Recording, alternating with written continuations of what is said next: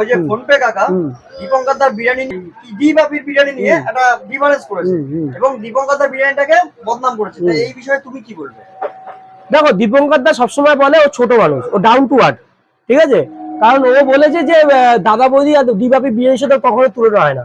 ও মানুষকে সস্তায় ভালো মানে আমি মানে ইসে খাওয়াচ্ছে, বিরিয়ানি খাওয়াচ্ছে। আর ও এমন একটা ছোট লোক মানুষ, মানে ওর মুখটা দাঁতটা ওই পায়খানা পরিষ্কার হয়, ম্যাথর যে পরিষ্কার করে ওটা দিয়ে পরিষ্কার করলে কম হয়ে যাবে, তাও গন্ধ বেরোবে, তাতে হলুদ। আচ্ছা, ও এমন একটা জঘন্য মানুষ, ও কিছুদিন কালীদির ওখানে খেয়ে এসে বদনাম করেছে। যেই থালে খায় সেই থালে এবার হাগে, ঠিক আছে?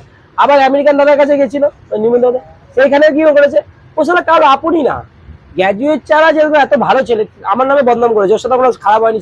সেখানে ওদের কাছে খেয়ে বদনাম করেছে, আমার কাছে খেতে আসেনি। আমার কাছে বুকের উপর দাঁড়িয়ে বলে চা খাবে, বুক কাছে মানে স্টেশনে নামার ক্ষমতা আছে, ওকে মানে মানুষ ছেঁকে পিটাবে ওকে, ঠিক আছে? আর এইটুকু বলবো